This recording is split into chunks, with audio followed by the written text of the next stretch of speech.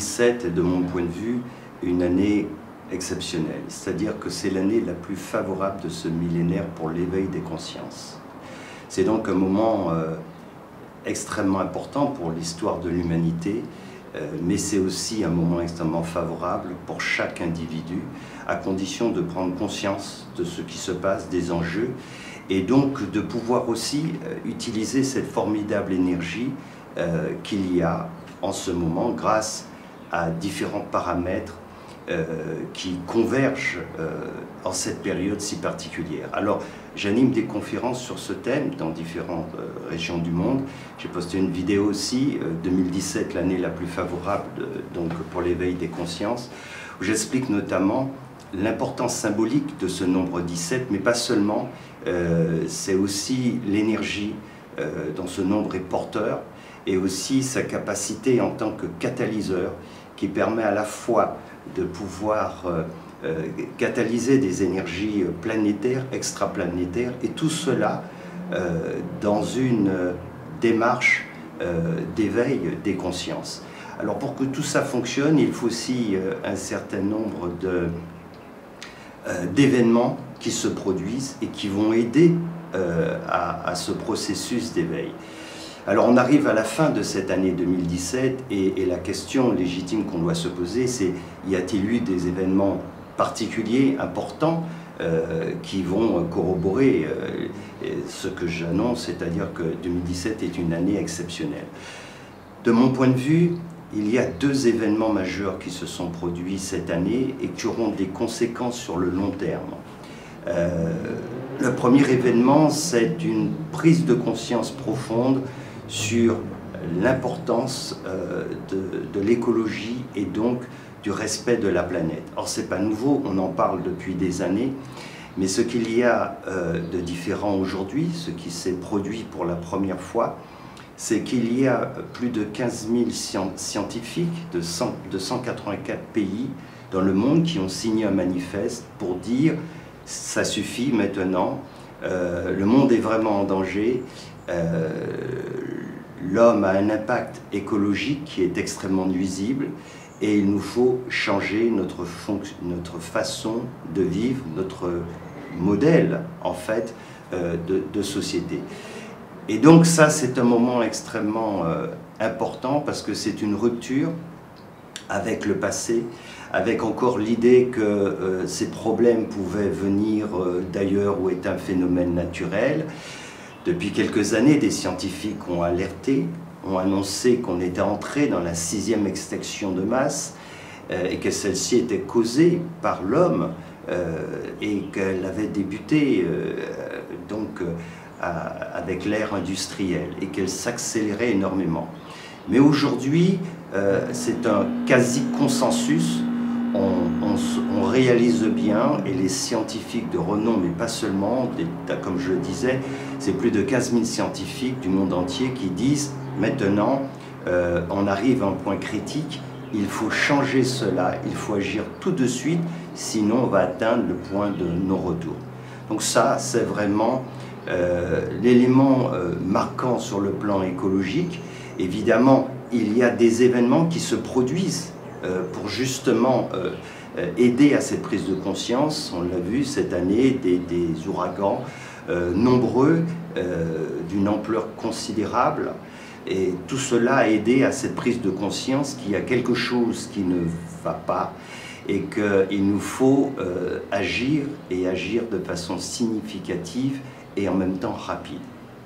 C'est donc le premier élément. Le deuxième élément, et c'est peut-être encore le plus important, parce qu'il est la cause finalement de ce chaos mondial, c'est le rôle des femmes dans le monde. Le problème majeur, j'en parle depuis de nombreuses années, c'est mon travail depuis, de sensibilisation. Je tâche d'attirer l'attention sur ce déséquilibre qu'il y a entre le masculin et le féminin. Et de mon point de vue, c'est la cause initiale de tous les problèmes ensuite que l'on peut rencontrer dans ce monde. Quand on recherche la santé pour soi-même, les approches comme la médecine ayurvédique, la médecine chinoise nous apprend qu'en fait, il nous faut rechercher l'équilibre et donc du yin, du yang, de nos polarités masculines et féminines. Et c'est ce bon équilibre qui est finalement, qui permet, enfin, qui génère la santé. C'est cela. La recherche de l'équilibre, c'est finalement cela qui permet d'être en bonne santé et en harmonie. Ceci est valable pour le microcosme en tant qu'individu, mais ceci est valable aussi pour le macrocosme au niveau de la planète. Et quand on regarde le monde, alors on s'aperçoit qu'il est vraiment à 95% masculin. C'est-à-dire que l'organisation du monde, la gestion des affaires du monde est accaparée totalement par les hommes. Et cette expression des qualités masculines devient excessive et elle le fait au détriment des qualités féminines. Ce qui crée un énorme déséquilibre dans ce monde et tout ce qui en découle en fait sont les conséquences de cela. L'hyperprédation que l'on peut voir dans notre relation avec la Terre, l'avidité du pouvoir, et tous ces phénomènes qui se traduisent ensuite par des guerres, notamment, tout ça est généré par ce déséquilibre. Et lui, il s'est donc passé quelque chose, en fait, deux éléments, de mon point de vue, qui ont été très marquants. Le premier, ça a été l'élection du président américain, Donald Trump, qui a eu au moins l'avantage de créer un sursaut, une réaction, parce que pour la première fois sans doute, il y a un personnage qui occupe tel niveau de fonction, il est considéré comme l'homme le plus puissant du monde, et qui a affiché de façon très ouverte sa misogynie, sa brutalité, son racisme, voilà. Il n'a rien caché de tout ça, et pourtant il a été élu président des États-Unis. Je crois que beaucoup de femmes ont ressenti ce danger aujourd'hui. Elles ont ressenti que le danger était bien pire qu'avant, car on regarde dans d'autres pays du monde aussi que les droits des femmes est difficile, ce droit est difficile à conquérir et il est en régression même dans certains pays. Il est vraiment en régression. Et quand on voit aujourd'hui qui est à la tête d'une puissance, la première puissance mondiale, il y a de quoi s'inquiéter sur la place des femmes, sur le respect des femmes et sur l'importance qu'on va donner aux qualités féminines dans le monde. Donc cela crée un sursaut, une réaction qui a eu l'avantage de fédérer des femmes et de créer ce sentiment de solidarité au-delà des différences raciales, sociales, etc. Il y a eu un vrai sentiment de solidarité qui s'est dégagé et cela est vraiment essentiel pour aller plus loin. Ça, c'était la première étape. Et il s'est passé plus récemment un deuxième événement marquant. Ça a été donc ces deux femmes, actrices, qui ont décidé de parler très ouvertement. Et ça a été publié donc, dans le New York Times, je crois que c'était le 5 octobre de cette année, où elles ont très clairement dit qu'elles avaient été victimes de viol, d'agressions sexuelles en dénonçant cette personne, célèbre producteur américain Harvey Weinstein. Et là, ça a été vraiment un moment marquant parce que ça a créé un phénomène de résonance. Ça, c'est le côté positif de la mondialisation, c'est que ce n'est pas quelque chose qui est retombé. On a senti que cet écho s'est fait de plus en plus fort et ça a généré des prises de conscience au-delà des États-Unis et ça a libéré la parole. Et donc non seulement les femmes ont dit ça suffit, mais elles ont osé dire les choses, les dénoncer, et elles ont fait quelque chose de remarquable. Il était temps que ça se fasse, c'est de faire en sorte que cette honte, elle change de camp, et de dire maintenant ça suffit. On en a assez d'endosser la culpabilité de cela alors qu'on est victime, mais de mon point de vue ça va bien plus loin que cela. C'est-à-dire que ça passe par ça, évidemment, le respect des femmes dans leur intégrité, dans leur dignité, mais c'est bien plus que cela. Je crois que c'est le début d'un changement profond qui va nous amener vers un nouveau paradigme où là, les femmes auront toute leur place et donc qui va permettre enfin aux qualités féminines de s'exprimer dans le monde. Et c'est bien ce qui est nécessaire pour tendre vers quelque chose de nouveau, de différent et pour donner une perspective d'avenir à ce monde.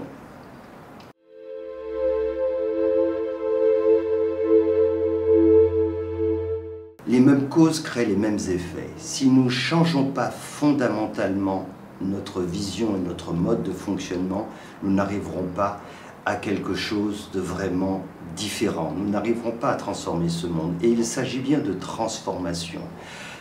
Et donc c'est pour ça qu'il nous faut aller vers un changement de paradigme. Ce changement de paradigme, c'est de passer au niveau du cœur, et donc de s'élever, et donc de dépasser la dimension du mental. Aujourd'hui, en fait, le monde est dominé par ce besoin de domination, de pouvoir. Il représente le troisième chakra, ce centre énergétique, le plexus solaire. Et en fait, pourquoi elle est très liée aux masculins, aux hommes? Parce que les hommes, au niveau du troisième chakra, sont émissifs, sont yang. Et donc, ce besoin de dominer est extrêmement puissant chez l'homme, alors que chez la femme, il est introverti. Ce besoin est passif, n'est pas exprimé. Alors je parle d'une façon générale, évidemment il y a toujours des exceptions, mais dans la très grande majorité c'est comme cela que ça fonctionne. Et c'est pour ça que c'est très difficile pour les hommes de réfréner ce besoin de domination. Donc il l'exerce chez les femmes depuis très longtemps. Et il l'exerce d'autant plus fort chez les femmes parce que s'ils ne le font pas, alors c'est la dimension supérieure, c'est celle du cœur qui va se manifester. C'est pour ça que depuis si longtemps, on a tout fait pour que la femme n'exprime pas ce qui pour elle est naturel, c'est-à-dire ses qualités du cœur. Alors, on a créé cette inhibition à travers l'éducation, à travers les différentes cultures, mais aussi et surtout à travers les religions. On a endoctriné la femme pour lui faire croire qu'en fait elle était inférieure à l'homme et aussi que ses qualités finalement de cœur étaient certes, voilà, c'était quelque chose qui avait du sens mais qui n'était pas le plus important et qu'il fallait avant tout être rationnel et donc il fallait exprimer avant tout ses qualités mentales, cérébrales, là où l'homme se sent, le masculin se sent beaucoup plus à l'aise. Et donc, véritablement, c'est cela qu'il va falloir changer. Et c'est pour ça que ce monde a autant de difficultés, parce que ces qualités masculines sont excessives. Et les femmes ne peuvent pas exprimer ces qualités naturelles qui viennent du quatrième centre énergétique, le centre du cœur, le quatrième chakra, parce que les hommes, majoritairement, leur empêchent de le faire. Alors, pour que les femmes existent dans ce monde très masculin, il faut qu'elles se masculinisent. Il faut qu'elles-mêmes parlent ce langage des hommes.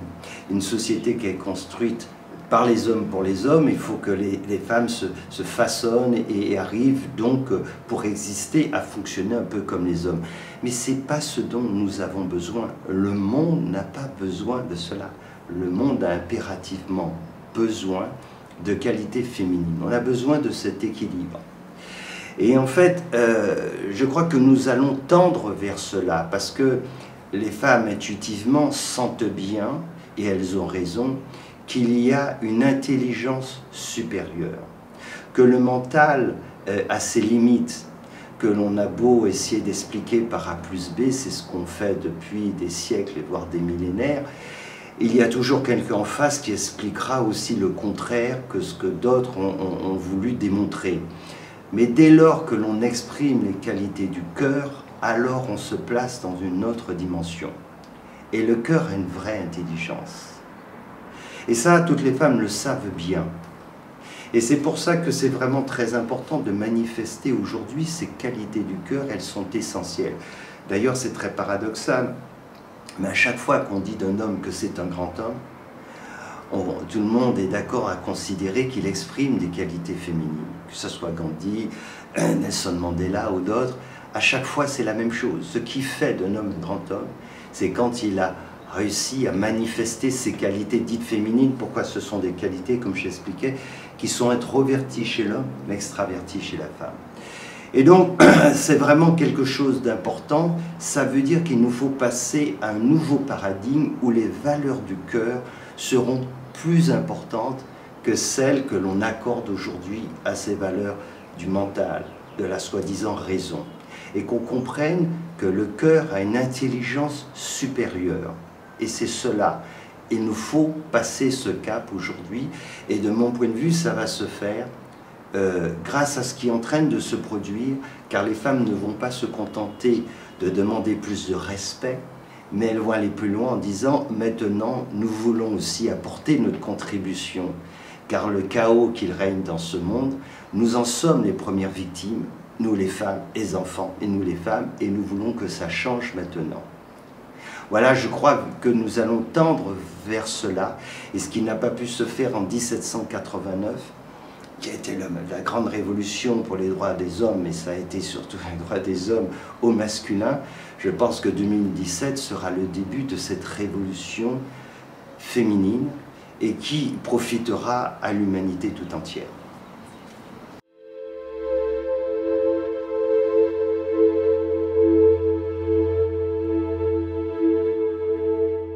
En fait, c'est une grande inquiétude que les hommes ont.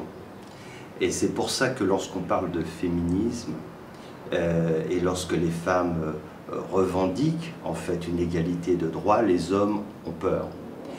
Ils ont peur parce qu'ils ont du mal à envisager des rapports différents, c'est-à-dire des rapports qui ne soient pas basés sur la domination. Pourquoi? Comme je l'expliquais, chez l'homme, le troisième centre énergétique, ce troisième chakra est émissif, il est yang. Et c'est le centre du pouvoir, du mental. Donc, la plupart des hommes sont conditionnés par ce besoin de domination. Et donc, dans la relation, ils cherchent à dominer l'autre. Et c'est ce qui se passe dans la relation de couple en général, mais dans les relations en général, ce besoin de domination est toujours présent, plus ou moins, et chez certains individus, il est extrêmement présent. Voilà. Et ça, c'est très marqué chez les hommes en général. Mais les femmes ne fonctionnent pas ainsi.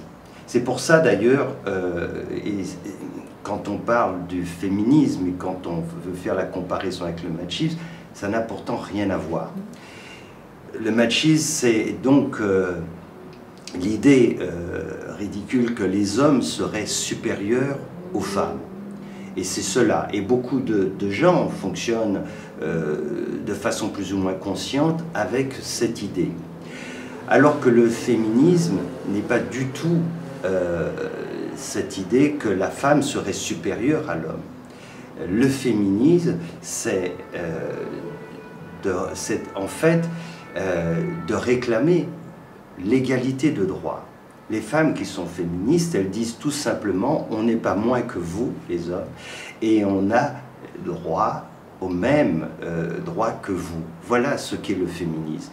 Mais ça n'a jamais été l'idée que la femme serait supérieure à l'homme. Alors que le machisme, oui, c'est vraiment cette idéologie qui est très largement répandue dans le monde. Ça montre bien que la femme ne fonctionne pas du tout de cette façon. Et c'est cela qui est difficile pour les hommes de s'imaginer, parce qu'on voit toujours l'autre à notre image. Sauf que la femme ne fonctionne pas de cette façon. Elle ne recherche pas le pouvoir. Ce n'est pas dans sa nature. Voilà. Comme je dis, il y a toujours des exceptions, mais ce n'est pas ce qu'elle recherche. Alors, effectivement, dans une société d'hommes, créée par les hommes pour les hommes, beaucoup de femmes ont développé ces qualités masculines et donc fonctionnent aussi de cette façon parce que c'est la seule façon d'exister. Et donc elles arrivent, pour certaines, encore plus masculines que les hommes. Mais ce n'est pas ce dont ce monde a besoin. Ce dont le monde a besoin, ce sont ces qualités féminines. C'est de cela dont on a besoin. Et donc, les femmes ne recherchent pas du tout le pouvoir pour le pouvoir, elles n'en veulent pas. Ce qu'elles veulent, c'est un monde plus pacifié et elles veulent plus d'échanges, d'harmonie, de coopération. Ça fait partie des qualités féminines et de ce point de vue-là, les hommes n'ont rien à craindre.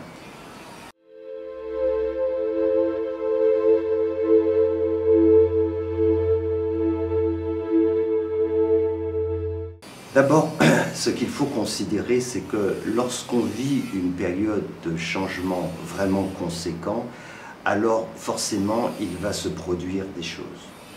Et s'il s'agit d'une vraie transformation, c'est le cas pour notre société, alors on va vivre de vrais bouleversements, sinon il ne se passe rien. Alors c'est vraiment très lié à ce moment-là à notre attitude. Si nous désirons ces changements en profondeur, si nous le souhaitons, alors nous allons accompagner tout ce qui va se produire. Nous allons comprendre que la vie n'est pas contre nous, que les événements qui vont se produire, même si pour certains peuvent être douloureux, ils sont nécessaires pour parvenir à autre chose. C'est là toute la difficulté. Notre difficulté, c'est que nous avons une grande résistance au changement et que dès lors que les choses se produisent et vont dans une direction que l'on ne souhaite pas, que l'on n'a pas envisagée, alors nous créons de la résistance. Mais si nous comprenons que ce que nous devons atteindre, que ce que nous voulons au plus profond de nous, qui est de parvenir à un niveau de conscience beaucoup plus élevé, que cela nécessite un changement en profondeur, ce changement ne va pas se faire qu'à l'extérieur de nous. Donc, ce qui va être déterminant pour cette année 2017, c'est la façon dont nous allons aborder les changements. Et je dirais même le contraire, plus ces changements seront forts, significatifs, et plus potentiellement ils peuvent nous porter vers le haut.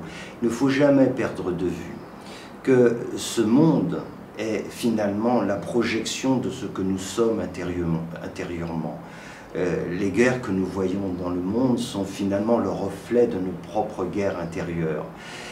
Et tout se fait justement à notre niveau. Et ces changements, forcément, vont nous demander à vivre quelque chose. Et souvent, des événements vont se produire qui peuvent être difficiles, mais si on garde à l'esprit qu'ils sont nécessaires et qu'ils participent à l'éveil de notre conscience, alors nous n'allons pas les vivre de façon douloureuse et au contraire, nous serons attentifs à l'enseignement de tous ces événements, de toutes ces situations, et nous allons nous enrichir de cela, et grâce à ce contexte très particulier, nous pouvons aller très vite dans ce processus d'éveil de notre conscience.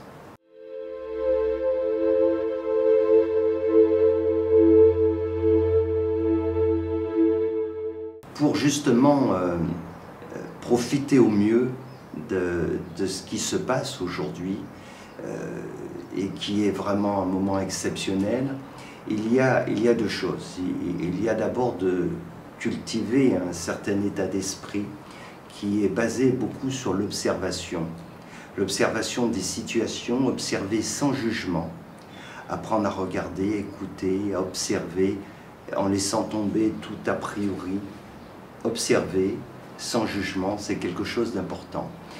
Il y a aussi l'acceptation du changement. C'est le plus important et c'est le plus délicat. Inconsciemment, on se bat contre le changement. Ça veut dire qu'on est d'accord pour les changements que l'on souhaite, mais on n'est totalement pas d'accord et contre tout ce que l'on ne souhaite pas.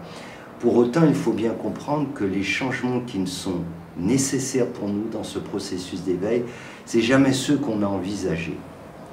Donc il faut être vraiment totalement ouvert à cela. Il faut bien comprendre que dès lors que notre désir est de nous élever en conscience, la vie va nous aider pour cela. Mais nous aider, ça ne veut pas dire qu'elle va nous dire et nous donner ce qu'on attend d'elle. Mais pour autant, les situations vont être favorables pour nous. Si on aborde tout cela avec confiance et détermination, alors on est prêt à vivre ce grand changement. Et il y a aussi autre chose, et je vais le faire dans le cadre d'une autre vidéo, qui est la façon de cultiver la paix en soi. C'est une petite pratique de méditation, c'est une méditation dynamique pour la paix, qui est extrêmement importante, car elle permet de développer la paix en soi, la paix autour de soi, et finalement de participer à répandre la paix dans le monde. Et donc si on met tout cela en pratique, alors on est vraiment outillé pour faire face justement à ces événements et surtout bénéficier de cette énergie exceptionnelle que nous avons pendant toute cette année, et nous pouvons profiter à condition de nous élever un peu sur le plan vibratoire, car dès lors qu'on s'élève un peu sur ce plan vibratoire, alors on rentre dans le courant. Dans ce courant d'énergie que l'on peut ressentir à ce moment-là. Et cette énergie, évidemment, elle a pour effet aussi de nous transformer. Et dès lors que l'on a compris tout ça et qu'on accepte ces transformations, elle nous porte vers le haut. Et c'est vraiment ce côté magique que chacun peut vivre et que la planète tout entière est en train de vivre en ce moment grâce à ce que j'ai expliqué tout à l'heure qui est lié à cette année 2017.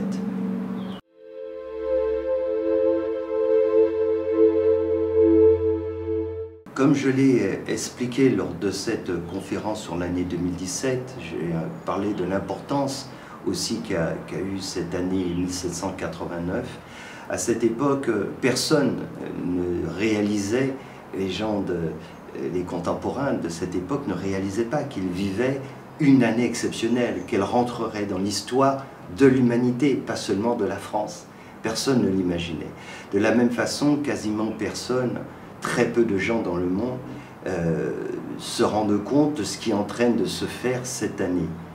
Mais si, car c'est pas une histoire de croyance, pour moi c'est une histoire d'expérience, si on tâche de s'ouvrir à cette possibilité et qu'on s'ouvre à ces énergies vraiment très particulières que l'on a la possibilité de ressentir cette année en pratiquant la méditation, en étant plus dans l'observation, dans le silence, alors on va ressentir des choses vraiment très importantes, très fortes sur le plan énergétique.